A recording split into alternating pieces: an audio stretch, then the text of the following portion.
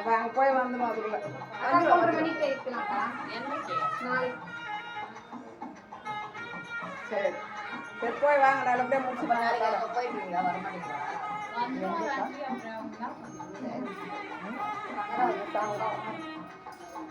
அவங்க தம்பி பொண்ணு அவங்க அண்ணன் பொண்ணு கல்யாணம்.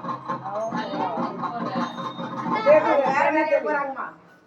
எப்படி வாங்க வச்சுட்டு வாங்க.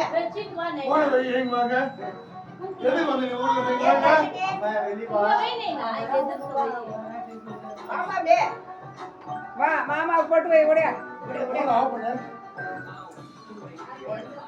வாங்க தண்ணி பெரிய எடுத்துதான்.